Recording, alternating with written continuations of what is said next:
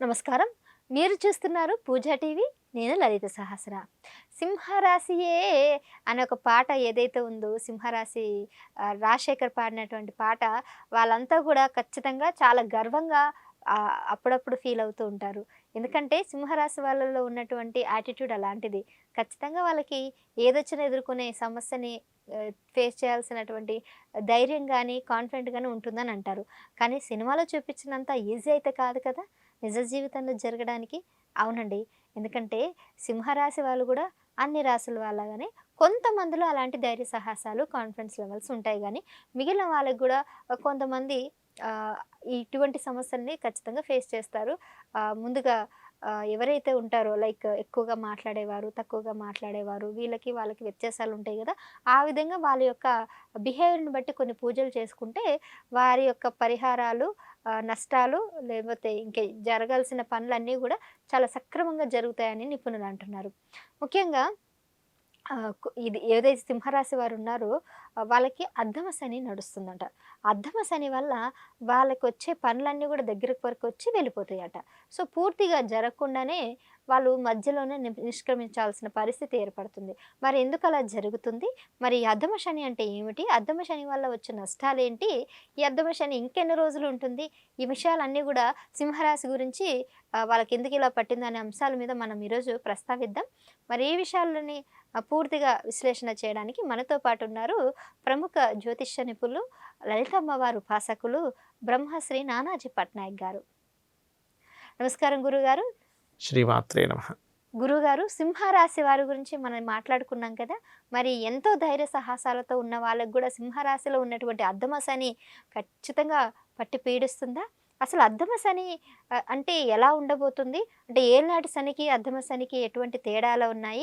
అర్ధమ శని వల్ల గూడా వీళ్ళకి విపరీతమైనటువంటి నష్టం జరుగుతుందా?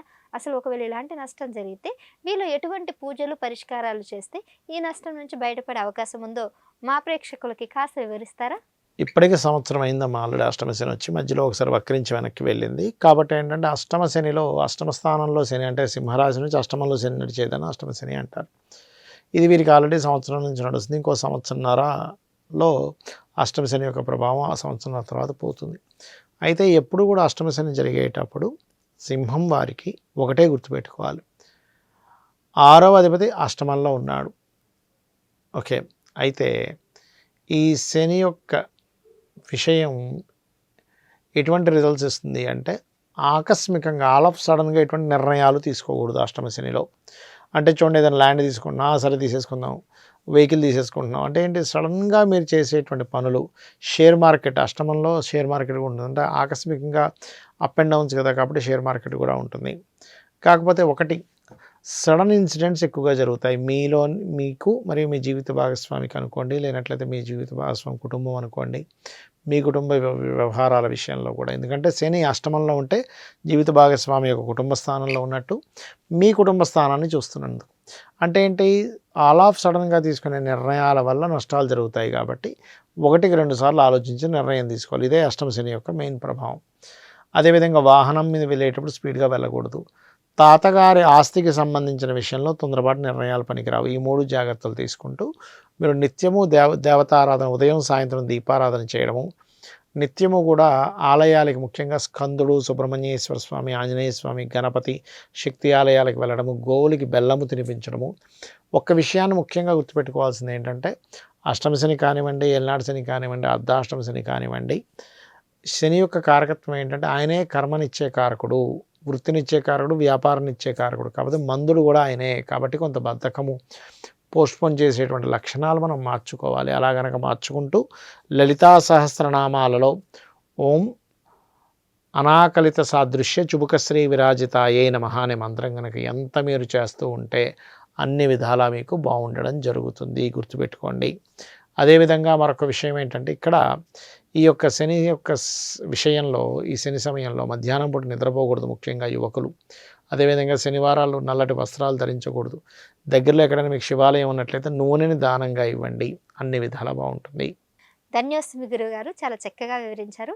మరి గురుగారు చెప్పినట్టుగానే మీరంతా గూడా ముఖ్యంగా సింహరాశి వారు చాలా జాగ్రత్తగా ఉండాలి. ఎందుకంటే సింహరాశి వారికి నేను ఇంతకుముందు చెప్పినట్టుగా వచ్చిందల్లా దగ్గరికి వస్తుంది, కానీ వారికి అనుకోకుండా దూరం అయిపోతుంది. మరి పట్టిందల్లా బంగారం అయ్యే రోజు అనేది ఇప్పట్లో లేదు, కాస్త టైం పడుతుంది. ఎందుకంటే వాళ్ళకి అధమ శని నడుస్తుంది. అధమ శని వల్ల కూడా వీళ్ళకి ఇలాంటి నష్టాలు కలగకుండా ఉండాలంటే మన నానాజీ పట్నాయక్ గారు చెప్పినటువంటి ఆ పూజలు సక్రమంగా క్రమం తప్పకుండా పాటించాలి. అలాగే వాళ్ళు అటువంటి పూజా విధానాలు ప్రతిరోజు గనుక చేసినా అయినా, లేదంటే గురువుగారు చెప్పినట్టు కొన్ని రోజులకని అయినా చేసినా గానీ మంచి శుభ ఫలితాలైతే వస్తాయని అయితే అంటున్నారు. మరి మీరు తప్పకుండా ఆ పూజలైతే నిర్వర్తించండి. సో ఇంకేమైనా సందేహాలుంటే మా కింద కామెంట్ రూపంలో తెలియజేయండి. మరొక వీడియోతో ఖచ్చితంగా గురువుగారితో మళ్ళీ కలుస్తూనే ఉంటాను. చూస్తూనే ఉండండి పూజా టీవీ. నమస్కారం.